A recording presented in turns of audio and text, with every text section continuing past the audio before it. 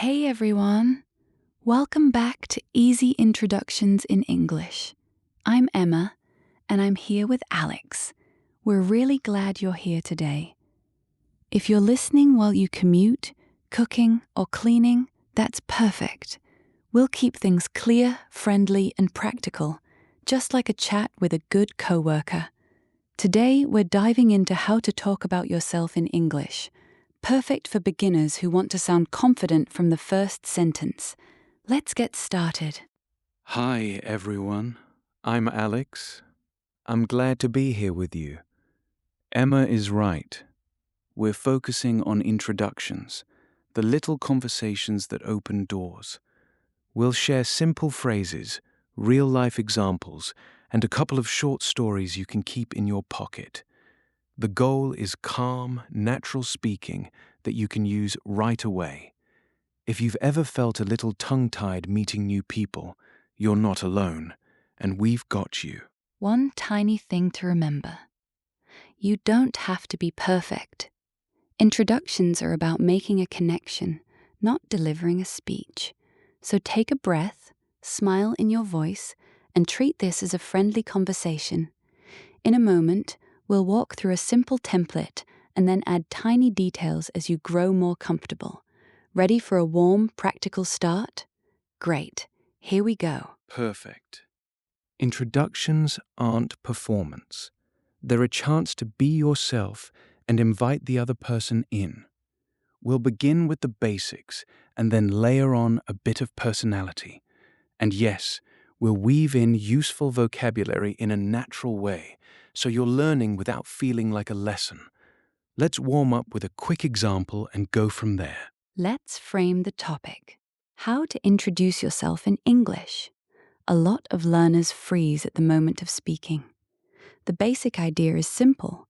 You say who you are, maybe where you're from, and what you do or like. It's about starting a conversation, not delivering a long report. To use our vocabulary, the word introduce is key. Introduce means to tell people who you are and what you do. So when we say, I'd like to introduce myself, we're starting the conversation in a friendly way. Think of it as opening the door to talk, not building a wall. That's the idea we'll practice today. Great.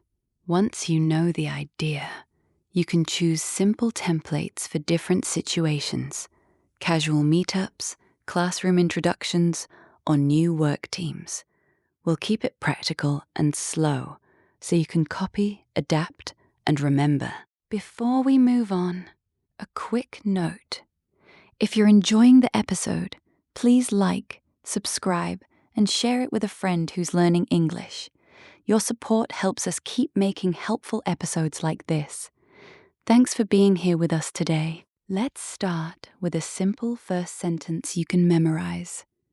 You can say, "Hi, I'm Name."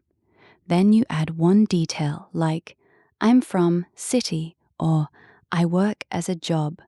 Pronunciation matters when you say your name, so take a moment to pronounce clearly. Pronunciation is the way you say words, the sounds, the rhythm, and the stress on syllables. When you practice your name and a few simple phrases, you'll sound more confident and easier to understand. It's okay to slow down a little at first, so your pronunciation comes out clearly. After you've said your name and where you're from, you can add a tiny detail about what you do or what you like. Briefly. Briefly means in a short time or in a few words. Use it to keep your intro concise. For example, you could say, I'm from Milan and I'm a student. Briefly. It's a useful connector that keeps the flow natural. Another handy idea is small talk. Casual conversation about everyday topics like the weather, a recent movie, or a hobby. It buys you time to learn about the other person and keeps the mood light. Small talk simply means casual conversation about everyday topics. It isn't serious talk. It's a way to warm up the interaction and find common ground. A short line like, "Nice weather today, isn't it?" is enough to start. You also want to come across as approachable, that is, easy to talk to. Use warm language, friendly punctuation in your voice, and a smile you can hear in the tone. Approachable means easy to talk to, someone you can start a conversation with. You don't need to sound perfect, just open and inviting helps a lot when you're meeting someone new. As you practice, aim for fluency, speaking smoothly with a natural pace.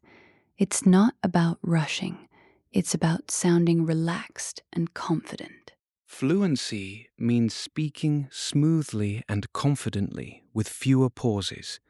You'll notice it grows as you practice with friends, in class, or with language partners. It's okay to pause sometimes.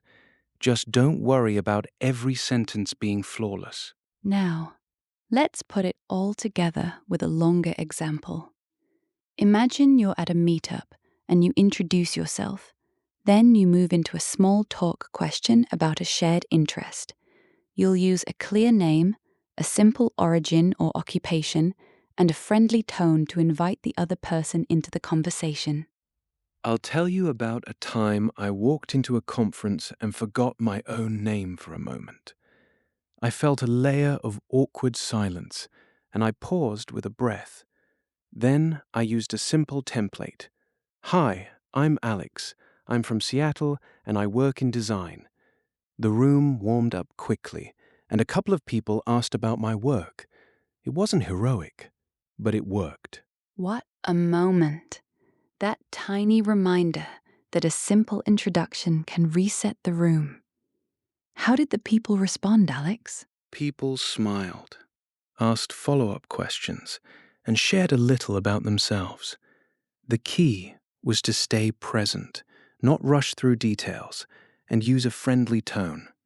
I learned to keep the initial lines short and to listen more in the next minute. It turned into a real conversation instead of a performance. That's a great lesson. And it connects to what we teach here. You can begin with a clean template and then let the other person steer the talk. Do you remember what you added after the initial intro, Alex? Yes, I followed up with a small talk question, something light and universal, like asking about the best thing they did that week. It keeps the conversation feeling natural, not rehearsed. It was a small adjustment, but it made a big difference in how comfortable I felt. Seeing it unfold in this way reminds me of the power of preparation without overdoing it. A simple structure gives you options, and a friendly tone invites other people in.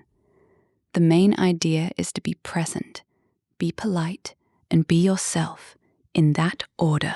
The bigger takeaway is connection. When you introduce yourself with clarity, you invite someone to share a bit of themselves in return. Small talk isn't filler, it's the bridge to real conversation, and that makes language learning feel practical and human. Now it's your turn. In the comments, write one word that describes how a good introduction feels to you, or simply share a short line you'd use in a first meeting. Keep it short, keep it true, and we'll read a few in the next episode. Let me share a different little story. I moved to a new city and joined a language exchange. I practiced a tiny introduction every week. Hi, I'm Emma. I'm from Boston, and I love baking. At first, I felt shy, but over time, the simple lines helped me connect with people who loved the same hobbies. The quiet confidence grew slowly, and the conversations followed. That's a wonderful example, Emma. How did people respond when you mentioned baking? They got curious. A few asked for recipes or shared their own hobbies, which made the chat easy and fun. I kept the intro short, then followed with a small talk question, like, "What do you do for fun on weekends?" And the conversation flowed naturally. It felt warm and welcoming, not rehearsed. 3 practical takeaways today. First, use a simple template to introduce yourself. Second, layer in a tiny detail and a bit of small talk. Third, practice pronunciation and fluency so you sound calm and clear. Remember the vocabulary: introduce, pronunciation, briefly, small talk, approachable, and fluency. You've got this, and your next intro will feel easier. Let's quickly repeat the 3 steps we practiced: greet, name, and one quick detail. Then bridge to a small talk question. Keep it brief, use a friendly tone, and don't be afraid to pause a moment to get your words right. With practice, you'll sound natural and confident in any first meeting. Thanks for joining us today. We loved hearing your thoughts and watching your progress as you practice introducing yourself in English. Use a template, add a small detail, and start a real conversation. See you next time for more practical language tips. Goodbye for now and take care. Thanks for listening. If you enjoyed this episode, share it with a friend who's learning English, and come back for more friendly guidance next week. Remember, introduce yourself, stay curious, and keep practicing. Until next time, take care and speak clearly.